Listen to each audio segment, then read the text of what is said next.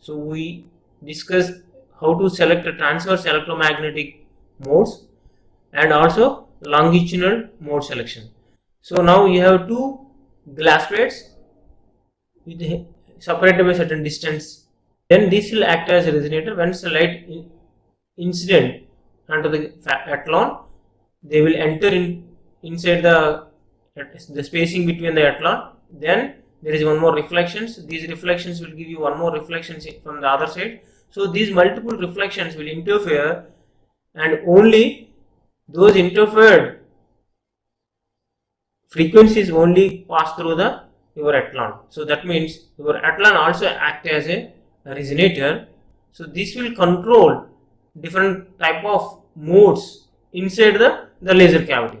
So that we have seen, as you rotate, you change the angle between the incident light to your optical axis. So then your number of possible modes can oscillate within the athlon will be depending upon the theta as well as the thickness. So that you can tune the number of modes can oscillate inside which mode to oscillate inside the cavity, the resonator of your fabric rod. One thing, you can always pump different air. That means you vary the refractive index, then you can tune which mode to oscillate. Okay, so that means, or you change the angle.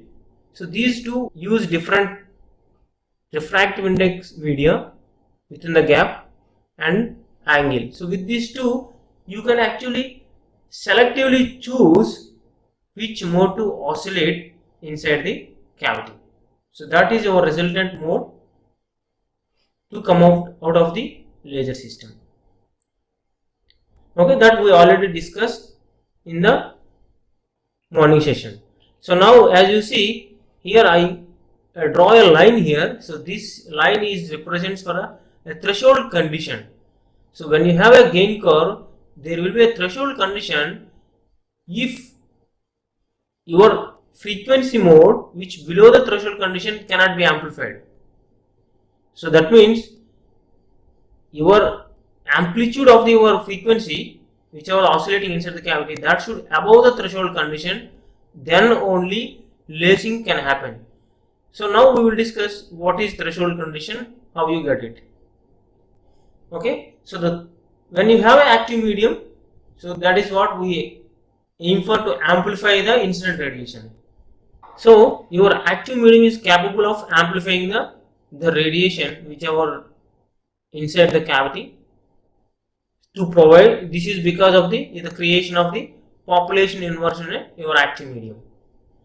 So now your medium behaves as an amplifier for only those frequencies which falls within the line width.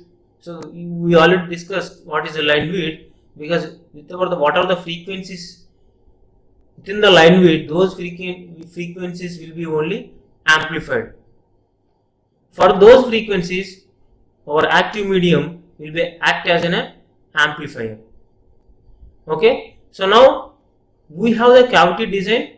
So you have an active medium and you have a cavity. Okay, if the oscillations or the modes of the frequencies has to be sustained in the cavity, they must compensated by the gain. Whatever the losses should be compensated by the gain. If the gain cannot be compensated, then you don't have a lacing from your laser cavity. So the minimum population inversion density is required to overcome the losses is your threshold condition. So that means you have a threshold condition for though you have a population inversion, that doesn't help. You require to have a threshold minimum. This population has to be there. This population inversion. For example, for namesake, if you say I have in a 4-level system, I have 3 photons here, I have 1 photon or 0 photon here. This may not sufficient. This population inversion may not sufficient to overcome the losses. In that case, though you have population inversion, you don't have a lacing from your laser cavity. So that means the losses has to be overcome, then only we can achieve a lacing action from your cavity. So that we are going to see how we can get a threshold condition. Okay, so now the cavity having mirror M1 and M2 with the active medium, the cavity length is L, where R1 and R2 are reflectivity of mirror M1 and M2 respectively. So we define alpha 1 is an average loss per unit length due to all losses except finite reflectivity. So here alpha 1 I am considering as is due to losses. So due to losses except from the finite reflectivity. So these losses is from scattering and diffraction losses. So due to scattering, because of the mirror size, it cannot collect all the losses. So that is the loss I am considering as a alpha 1. Now I am considering intensity I. This I is leaving from the mirror M1 and propagating through active medium and reaches M2. So now as this I is propagating through active medium, so your active medium, so some photons is going through, then we already studied how the intensity is reduced or gained is the factor e power minus alpha L. So we know that this is active medium is going to amplify, so that means your e power minus alpha L is always greater than 1 because it is amplifying. So your I equals I naught e power minus alpha L. So I naught minus alpha e power minus alpha L will be positive quantity, then only it's amplifying. So that means our alpha is negative. So that means I can write, I substitute minus alpha, then I will get e power alpha L. So that means my intensity is amplified. Now I goes through active medium, I get I into e power alpha L. Now what happens? I have the photons of I. Now after reaching active medium this position, I will get I into e power alpha L. Now I had more photons because of the amplification. Similarly, the loss. Now what happens? We already considered alpha 1 as a loss. Because of loss, what happens? The intensity will be decreased. That is why e power minus alpha 1 L. So now I am measuring the intensity of the reflected beam from M2. So now my light is propagating like this and reaching the mirror M2, and again it reflected from M2. Now I am measuring the intensity at this position. So that is nothing but I and the reflectivity R2.